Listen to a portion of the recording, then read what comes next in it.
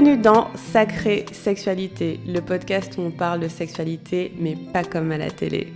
Je m'appelle Livia Quero, je suis écrivaine, je suis coach en sexualité et je suis aussi très fan de comédie romantique. Et tu vois, dans les comédies romantiques, le sexe c'est toujours automatique, fluide, génial et parfait. Et ça ressemble pas trop à la réalité. On ne nous montre pas tous les moments maladroits, compliqués, qui sont durs à naviguer. Et on ne nous montre pas non plus toute la dimension magique, sacrée de la sexualité qui va bien au-delà de mélanger les corps. Eh bien, tu sais quoi ? Dans ce podcast, c'est exactement ce qu'on va faire. On va parler des choses qui sont un peu compliquées, un peu difficiles et dont personne ne parle jamais.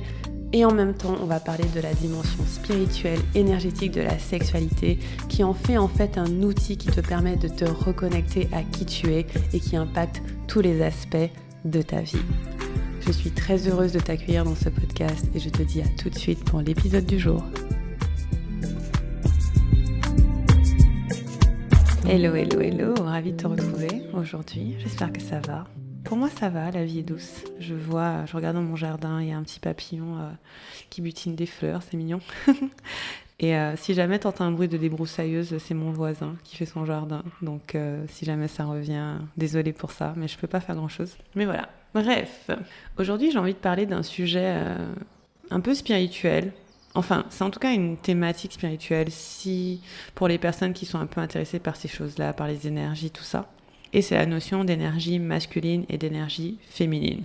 Ça fait hyper longtemps que ça me trotte en tête de faire ça parce que j'ai remarqué dans mon corps une réaction à chaque fois que quelqu'un dit « je suis dans mon énergie féminine, j'essaie d'être dans mon énergie féminine ». À l'intérieur de moi, ça fait il y a vraiment une réaction somatique très forte. Et je me suis dit que ce serait intéressant d'observer ça. Pourquoi j'ai cette réaction-là ?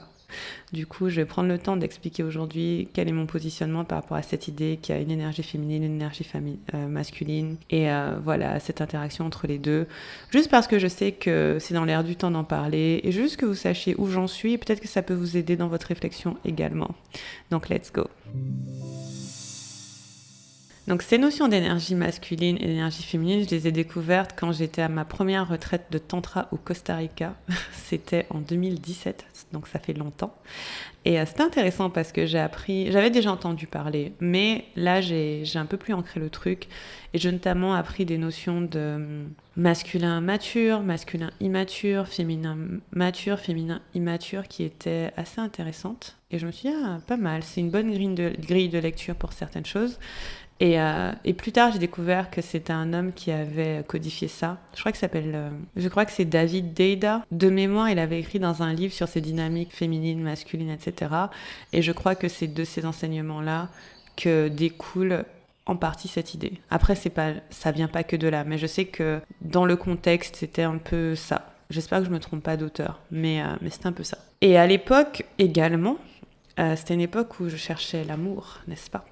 Je voulais attirer quelqu'un dans ma vie, un homme beau, grand, puissant. Non, je rigole. Déjà, un gars cool, en vrai. Je voulais juste un mec cool. C'était déjà pas mal. Et tous les conseils que je voyais à l'époque, notamment de dating, pour rencontrer quelqu'un, attirer l'amour et tout, disaient tout le temps, quand t'es une femme et que tu veux une relation hétérosexuelle, donc avec un homme, il faut que tu sois dans ton féminin, il faut que tu travailles ton énergie féminine, etc.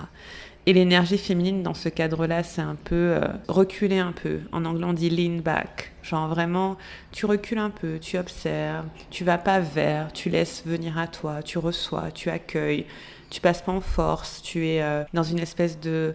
Ouais, c'est vraiment de l'accueil, de la réceptivité, de la réception. Et c'est certainement pas aller draguer un mec, aller faire 10 000 km pour voir un mec, etc. Non, clairement pas. Ça, c'est pas être dans ton féminin.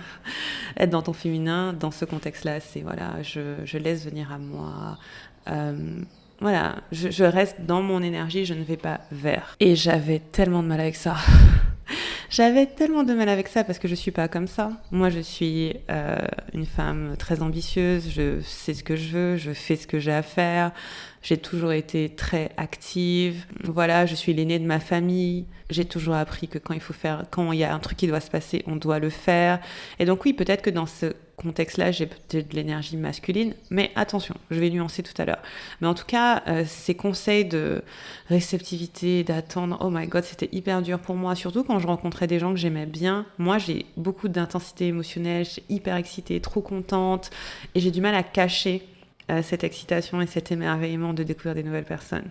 Et donc, je suis un peu un livre ouvert de waouh, trop bien, je rencontre une nouvelle personne, et je suis hyper intense, quoi, j'y vais à fond. Et au début, quand je essayais de rencontrer des personnes, franchement, les gars, ils en pouvaient plus de mon intensité, quoi. Au début, c'était cool et tout, mais ça s'arrêtait très rapidement. Et c'était comme une espèce de feu d'artifice, mais qui s'épuise en 30 secondes, quoi. Et ça me faisait souffrir, honnêtement, parce que je me disais, est-ce que je dois abaisser mon intensité ? Est-ce que je dois faire différemment ? Et ça me donnait l'impression de me contorsionner un peu parce que c'était pas naturel pour moi d'être un peu plus docile, je suppose. Je sais pas. En tout cas, d'être un peu moins agressive. I don't know. Et j'ai un peu fermé la porte parce que j'ai entendu des bruits de débroussailleuse dans mon casque. Donc j'espère que ça va, c'était pas trop fort. Et du coup, ouais, j'ai un peu de mal à naviguer ça parce que je savais pas comment me comporter. Concrètement, on me demandait de faire quelque chose et mon cerveau computait pas, quoi.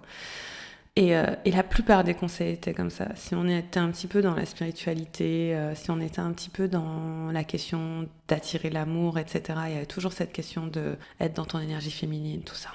J'y arrivais pas. Et bon, au final, j'ai dit, tu sais quoi, être moi suffit, qui est ma phrase fétiche. Fuck, je vais faire ce que je peux. Comme je peux, la personne qui m'aimera comme je suis. Cette histoire d'énergie féminine, j'y arrive pas, ça marche pas. C'est pas que ça marche pas, c'est que j'y arrive pas. Donc je sais même pas si ça marche puisque j'y arrive pas.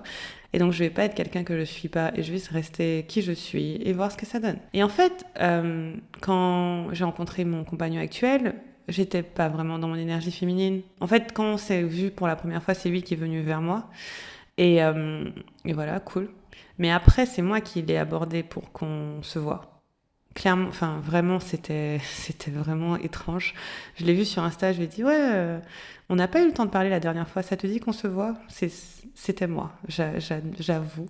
On a eu des grands débats sur qui a été vers qui, et j'avoue que même si dans les faits en physique c'est lui qui est venu vers moi, après pour qu'on se voit c'est moi qui suis allée vers lui. Et si j'étais restée dans mon féminin, ça ne serait jamais arrivé. D'ailleurs, il me l'a dit. Tu m'aurais pas écrit, j'aurais pas forcé parce qu'on s'est juste croisés une fois comme ça. Voilà quoi. Vous vous rendez compte ? Je serais passée à côté de l'amour. J'allais dire de ma vie, mais je saurais que c'est l'amour de ma vie qu'à ma mort. Mais je serais passée à côté de l'amour. Trop dommage. Bref. Et donc cette énergie féminine m'a échappé. Et donc j'étais là, ouais, je sais pas. Et pareil pour l'idée de l'énergie masculine. L'idée de l'énergie masculine, c'est un peu... c'est un homme qui pourvoit, c'est un homme qui fait, c'est un homme qui organise, c'est un homme qui fait les plans, qui dit on va faire ci, comme ça, etc. Et en fait, moi, je suis plutôt comme ça. Et donc, j'étais un peu embrouillée. Après, ce qu'on dira, c'est qu'on a tous du masculin et du féminin dans chacun d'entre nous. Ok, certes. Et donc, oui, j'ai du masculin dans le sens où je fais ce qu'il y a à faire, j'agis, je vais vers ce qui m'intéresse. Et j'ai aussi de l'énergie féminine, selon ce critère, parce que je laisse aussi beaucoup venir à moi. Je suis quelqu'un qui vit beaucoup dans son flow, qui force pas, qui écoute son intuition, etc.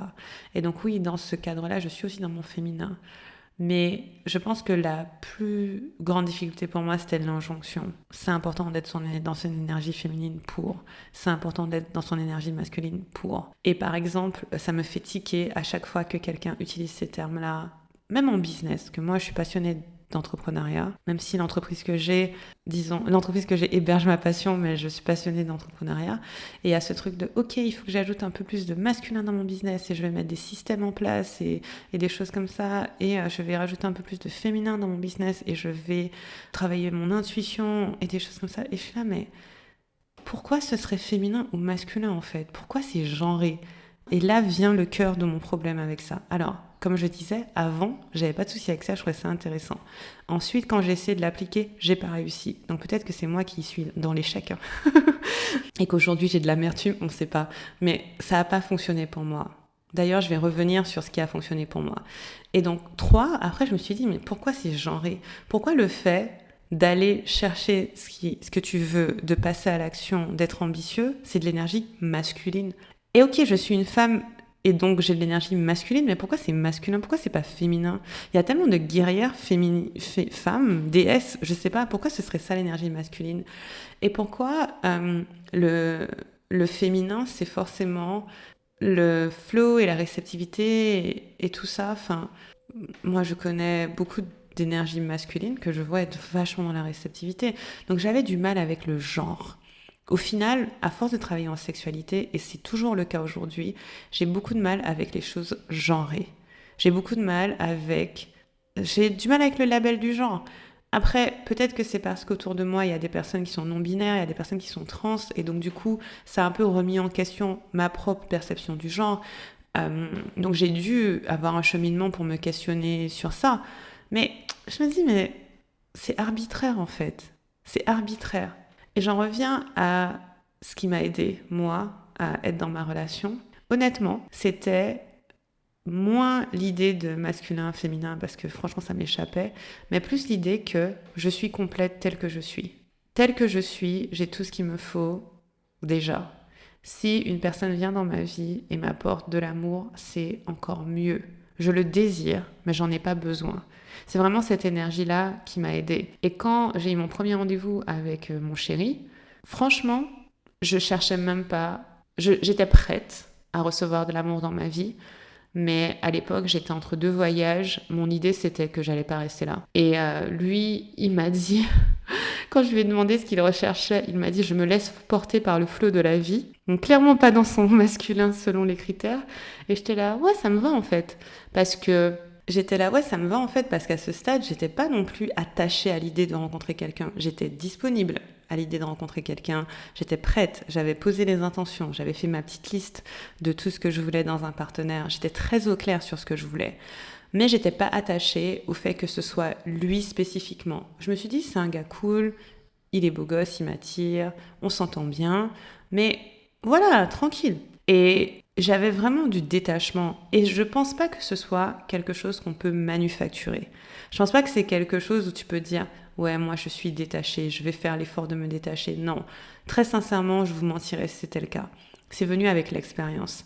C'est venu parce que j'ai eu relation sur relation sur relation où j'ai dû réaliser que c'était pas ce qu'il me fallait, j'ai dû poser mes limites, j'ai dû exprimer mes besoins, j'ai dû les arrêter, j'ai dû subir qu'on les arrête, j'ai dû être ghostée, j'ai dû vivre un tas de choses pour arriver au stade où j'étais dans mon centre et je me disais non mais en fait je suis quelqu'un d'exceptionnel, je suis quelqu'un de vraiment spécial, je suis quelqu'un d'unique, j'ai quelque chose de formidable à offrir à quelqu'un et je suis complète telle que je suis. Je n'ai pas besoin de quelqu'un, mais j'en ai envie. Et j'en ai envie pour telle ou telle raison. J'en ai envie pour construire quelque chose, pour avoir de l'encouragement, du soutien, pour rêver encore plus grand. J'en ai envie pour certaines raisons, mais je ne suis pas attachée à ce que ce soit cette personne-là spécifiquement, parce que qui me dit que c'est la bonne personne pour moi?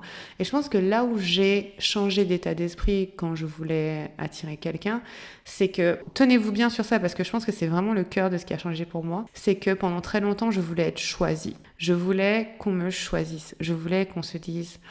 Waouh, Olivia, elle est trop géniale, je veux vraiment être en couple avec elle, je vais tout faire pour être en couple avec elle. Ce qui correspondait un petit peu à l'idée de l'énergie féminine où c'est toi, tu es un peu en arrière et on te choisit et du coup ça montre que la personne, tu comptes à ses yeux et qu'elle va faire des efforts pour toi, etc. Et donc pendant très longtemps, je voulais être choisie et en fait ça a basculé et je me suis dit non, c'est moi qui choisis, je vais commencer à sélectionner. Et donc j'étais plus dans une dynamique de sélection, de... Moi, je suis de la bombe, quoi. Moi, je sais que j'ai confiance en moi. Après toutes mes péripéties, je suis arrivée à un stade où je me sens bien dans ma peau, j'ai confiance en moi, je sais ce que j'apporte dans une relation, pas de souci. Maintenant, je vais sélectionner le partenaire qui me correspond. Et j'ai mes critères, je vois ce que je recherche, etc. Et j'ai confiance dans le fait qu'il existe. Il y a 7 milliards d'humains. J'ai confiance. Et donc, il y avait un mélange de confiance en moi, confiance en la vie, et ouais, genre, mais tranquille, quoi. Et je pense que c'est ça qui m'a le plus aidée. Pas l'histoire de me mettre dans mon énergie féminine, parce que franchement, si j'avais fait ça, je sais pas où je serais aujourd'hui. Mais je serais pas exactement dans cette vie-là. Voilà. Donc, pour revenir à ce que je disais tout à l'heure, ce qui me gêne dans cette histoire d'énergie féminine et masculine, c'est le côté arbitraire, le côté genré, le fait que j'y arrivais pas. Et au final, en fait, je me dis que il y a d'autres concepts que je trouve plus intéressants qui reflètent à peu près la même chose, mais qui n'accordent pas certaines compétences, façons d'être, caractéristiques à un genre. Par exemple, plutôt que de dire masculin et féminin, on peut dire yang et yin. C'est à peu près la même idée. Et donc du coup, je vais plutôt parler d'énergie yin et d'énergie yang. Le yin, c'est quand on est un peu comme l'eau. Voilà, on est un peu comme l'eau, on va suivre le flow, on va être dans la réception, on va pas forcer. Il y a une certaine fluidité dedans. Et le yang, c'est un peu plus solide, c'est le contenant. C'est un peu la façon dont je le vois, c'est que c'est comme si l'énergie yang, c'est celle qui contient, celle qui tient, c'est effectivement les systèmes, les choses comme ça. L'énergie yin, c'est ce qui flow, pardon, c'est pas du tout un mot français. C'est ce qui coule à l'intérieur, c'est ce qui bouge à l'intérieur. Donc ça, j'aime bien. J'aime bien ça parce que c'est poétique, parce qu'on peut aller chercher la source de ce que ça veut dire dans des écrits, parce que clairement yin et yang, ça vient pas de l'Europe. Hein. Et donc du coup, on peut aller chercher ce que ça veut dire, on peut trouver ce que ça signifie pour nous. Ce que j'ai vu aussi, c'était les énergies lunaires et solaires. Lunaire étant une énergie qui correspondrait à l'énergie féminine, et donc un cycle plus long, plus doux, qui fait un peu bouger la mer, avec cette idée de magnétisme aussi, qu'on peut associer à l'énergie entre guillemets féminine, donc cette idée de magnétisme. Et puis on a l'énergie solaire qui correspondrait à cette énergie qu'on appelle entre guillemets masculine, qui est plus un cycle plus rapide, 24 heures. Donc ça correspond, vous voyez, les deux correspondent au cycle menstruel et au cycle, j'ai envie de dire, du sperme. Je sais pas si ça existe, comme si c'est exactement ce qu'on dit, mais voilà, un cycle lunaire, ça se cale à peu près sur un cycle menstruel, un cycle solaire. De notre point de vue, bien sûr, le soleil, il est là, il bouge pas. Mais de notre point de vue, c'est 24 heures. C'est à peu près le temps que les spermatozoïdes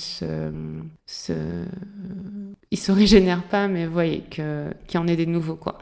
Et donc moi, je préfère ça. Je préfère ça parce que du coup, on peut le comprendre d'une façon un peu plus poétique, on peut le comprendre d'une façon un peu plus énergétique, et on s'éloigne de la notion de genre. Et pour moi, s'éloigner de la notion de genre, c'est avoir un peu plus de liberté. C'est bouger un peu mieux. Et donc, juste, on choisit dans quelle vibe on a envie d'être, et ça suffit. Et pour moi, le risque aussi, donc quand on parle d'énergie féminine et d'énergie masculine, c'est qu'on peut, peut-être sans le vouloir, renforcer les stéréotypes de genre. Typiquement, un stéréotype de base ou une attente de base, c'est que le masculin, c'est lui qui pourvoit, c'est lui qui protège. Et donc, si on a un premier rendez-vous, c'est hors de question que la femme paie, c'est l'homme qui paie. Voilà, c'est un truc un peu classique, attendu. Et on peut l'étendre à... Ça, je le vois pas trop en France, mais je le vois aux États-Unis avec ce qu'on regarde, les podcasts qu'on écoute avec mon chéri, tout ça. Il va y avoir des femmes, je parle vraiment de relations hétéro, hein. Il va y avoir des femmes qui disent « Ah non, à la maison, c'est l'homme qui doit tout payer, moi je paye rien.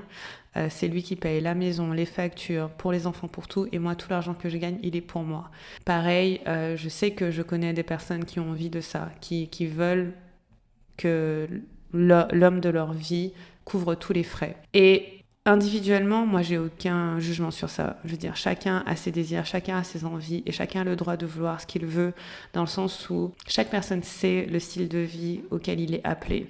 Il n'y a aucun problème. Franchement, moi, je valide à 100%. Par contre, c'est quand on l'étend à une généralité que ça me gêne. Parce que, par exemple, je trouve pas forcément juste qu'on parte du principe que c'est l'homme qui paye tout, sachant que... Et on va venir un peu à ce que je veux dire sur l'individualité, sachant qu'en fait, ça se trouve dans le couple, ça va être la femme qui a de l'ambition, ça va être elle qui est du genre à créer facilement de l'argent, créer de la richesse, ça va être elle qui est un peu carriériste. Peut-être que l'homme, il l'est aussi, mais peut-être un peu moins. Et donc, je trouve que c'est mettre beaucoup de pression sur lui juste parce qu'il est un homme et pas regarder son individualité. Je trouve pas ça juste, en fait, que parce que t'es un homme ou parce que t'es une femme, on attend des choses de toi. Je trouve pas que c'est juste. Je trouve que la façon la plus juste de faire les choses, selon moi, j'ai pas la science infuse, je pars toujours du principe que je sais pas grand chose et que je ne fais qu'apprendre, ok, mais selon moi, ce que je trouve le plus juste, c'est qu'on regarde à chaque fois l'individu et qu'on regarde quelles sont les forces de cette personne, quels sont ses points faibles, quelles sont ses envies, ses désirs et ce qu'elle ne veut pas. Et à partir de ça, on va choisir si on veut être en relation avec elle, parce que ça se trouve en fait, vos désirs ne collent pas. Et de deux, on va avoir une interaction de vie qui correspond à ses forces et ses faiblesses individuelles. Pour moi, ça, c'est le plus important. Et donc, quand par exemple on dit oui, est-ce que un homme doit rapporter l'argent, la femme, elle garde son argent pour elle, ou bien quand on a cette idée que c'est l'homme qui doit pourvoir et travailler et la femme elle reste au foyer, etc. Ça, c'est pour moi des stéréotypes de genre. Donc je pense qu'on est plutôt d'accord sur ça. Mais n'empêche qu'ils sont quand même présents. Et il y a quand même cette notion que si t'es un mec, tu dois payer. Quelque part. Même si ça change quelque part. Et pour moi, moi là où j'aimerais qu'on aille en tant que société, c'est qu'on se focalise plus sur l'individu et moins sur le genre, sur ce qu'on attendrait d'un groupe de personnes. Voilà ce que j'ai à dire sur ça. Moi, j'aime bien l'idée dans une relation d'un flot de générosité. Pour moi, s'il y avait un concept qui me plaît, c'est celui-ci. Et en fait, en vous disant ça, je réalise que peut-être que ces idées de masculin et féminin sont venues justement en réponse au patriarcat et dans le fait que dans bien des cas, les femmes se sont senties flouées ou se sentent flouées. Parce qu'avec la domination, entre guillemets, qu'il peut y avoir des hommes, elles ne reçoivent pas autant qu'elles pourraient recevoir. Et elles n'ont pas forcément envie d'être celles qui en plus vont chercher l'argent, par exemple, et le ramènent à la maison. Et donc du coup, peut-être que c'est une réponse à ça. Et de dire, ok, je suis dans mon féminin, on va prendre soin de moi, plutôt que de me dominer, on va prendre soin de moi, on va m'apporter ce dont j'ai besoin, je vais être dans la réception. Peut-être que ça répond à ça. Peut-être que c'est à ça que ça répond. Et j'avoue que l'idée, pour moi, elle était assez séduisante quand j'essayais d'attirer l'amour et me dire, ouah, t'imagines un mec qui viendrait à moi, qui ferait tout pour moi, qui s'occuperait de moi, ce serait tellement bien. Sauf que c'est pas du tout mon énergie. Et donc, ça n'aurait pas collé avec qui je suis. Mais je pense que cette notion, peut-être qu'elle soigne quelque chose. Je sais pas. Peut-être qu'elle répond à quelque chose. Donc, j'ai pas envie de la jeter totalement. Comme je vous disais, je préférais qu'on enlève le genre et qu'on part de lunaire, solaire, yin, yang peut-être. Mais ouais, je préférais qu'on enlève la notion de genre, mais je peux comprendre que son existence ait un sens, cette notion de masculin-féminin. Ceci étant dit, moi j'aime dans une relation l'idée d'avoir un flot de générosité et que je donne ce qu'il est juste, joyeux pour moi de donner. Je reçois ce qu'il est juste pour moi de recevoir. Et peu importe ce que c'est en fait. Idéalement, ça vient de mes forces, de ce qui est facile pour moi, de ce qui est fun pour moi, de ce qui est agréable pour moi, et vice-versa. Et vice-versa. Moi, je trouve que ça, c'est intéressant de se poser la question. Je me pose en tant que femme, par exemple, qu'est-ce que j'ai à apporter ? C'est la question qui m'a beaucoup aidée à attirer l'amour. Qu'est-ce que j'ai à apporter ? Qu'est-ce que j'ai à offrir ? Et donc, peut-être qu'on peut se poser la question de qu'est-ce que je propose dans une relation ? Moi, par exemple, en tant que femme, qu'est-ce que je propose ? Et moi, je peux proposer de la vision, une stimulation intellectuelle, une sensation que tout est possible, beaucoup de compassion, beaucoup de tendresse, beaucoup de douceur, plein de choses. Et mon compagnon en face, qu'est-ce qu'il peut m'apporter qui est naturel pour lui ? Pour lui, il y a beaucoup de protection, c'est naturel pour lui, beaucoup d'échanges, beaucoup d'encouragement, il me fait miroir de à quel point je suis géniale, j'adore, c'est trop bien. Des critiques aussi, il va me faire des critiques constructives en me disant là je suis pas trop sûre et c'est toujours très bienveillant, etc. Et donc j'adore cette dynamique de qu'est-ce que je vais apporter en générosité. Et même si on reprend le plan financier de tout à l'heure, peut-être que lui il va m'inviter au resto mais moi je vais lui faire des cadeaux, ou bien moi je vais organiser un voyage mais lui il va organiser une grande fête de famille. Vous voyez ce que je veux dire ? Je trouve que les choses sont tellement plus complexes et tellement plus fluides que ce qu'on peut imaginer. Et je pense que sincèrement, autant être précis, quoi. Autant être précis sur qui vous êtes, qu'est-ce que vous voulez, ce que vous recherchez. Et être bien à l'aise dans le fait que vous n'allez pas manquer, que vous allez toujours recevoir ce que la vie veut vous offrir. Il n'y a pas de souci. Et vice-versa, quoi. Parce que je trouve qu'il y a tellement de pression des deux côtés. Il y a la pression du côté des femmes, de se présenter d'une certaine façon, de pas en faire trop, et puis d'en faire assez, et puis c'est fatigant. Et pareil, du côté des hommes, il y a ce côté un peu où la société attend d'eux qu'ils performent, qu'ils agissent d'une certaine façon, qu'ils sachent toujours tout, qu'ils aient la réponse à tout. Et parfois, ça va emmener vers des dérives, etc. Et pour moi, une bonne façon de voir les choses, c'est de se reconcentrer sur l'individu, de se reconcentrer sur qui on est, qu'est-ce qui est facile pour nous, qu'est-ce qui n'est pas facile pour nous, et accepter qu'on sera aimé pour ça, quoi. Qu'on sera aimé pour ça, grâce à ça. Et voilà. C'est ce que je voulais dire sur le sujet globalement. J'espère que ça vous éclaire. J'espère que ça vous donne des pistes pour penser les choses différemment. Une chose pour moi que je trouve intéressante, désolée, à chaque fois je crois que je vais finir l'épisode, mais il y a un nouveau truc qui me vient, c'est de vous demander qu'est-ce que je veux et qu'est-ce que je sens être le chemin juste pour l'obtenir. Plutôt que de dire je dois être comme ci, comme ça pour que telle chose marche, je dois être dans mon féminin pour que mon couple marche, je dois être mon féminin pour attirer l'amour, je dois être dans mon masculin pour avoir une femme comme ci, comme ça. On n'en sait rien en fait. Tout ça, ça vient de l'extérieur. Ok, c'est des notions, voilà, on ne sait pas. On peut partir de soi et se dire qu'est-ce que je désire dans ma vie, de quoi j'ai envie dans ma vie, quel genre de vie je visualise pour moi, pour ma famille future, pour ma famille tout court, et se demander intuitivement, ou peut-être grâce à mes expériences, ou peut-être, voilà, grâce à tout ce que je sais, tout ce que j'ai vu, qu'est-ce que je sens être le meilleur chemin à expérimenter pour ça ? Parce que je ne peux pas savoir à l'avance si c'était le bon chemin. Mais qu'est-ce que je peux tenter que je n'ai pas encore tenté ? Et donc peut-être que je peux tenter de prendre un peu plus de temps que d'habitude. Parce que peut-être que d'habitude, je vais très vite. Et là, je peux prendre le temps de reculer un peu. Ou bien je peux tenter d'être un peu plus clair, un peu plus précis, un peu plus précise. Et être un peu plus explicite. Voilà, qu'est-ce que je peux expérimenter pour aller dans la direction de ce que je veux ? Parce que je pense que c'est un biais qu'on a de se dire « Oh, je veux un chemin clair pour arriver là où j'ai envie d'aller », sauf qu'il n'y en a pas. Il y a juste votre chemin personnel que personne ne connaît à part vous.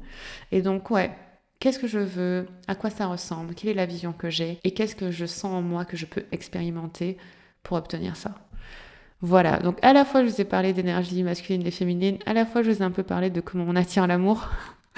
Écoutez, why not ? En tout cas, je serais très curieuse de savoir comment cet épisode vous aide et voilà si ça a réveillé quelques réflexions pour vous. Je vous embrasse et je vous dis à très bientôt pour un prochain épisode. Salut !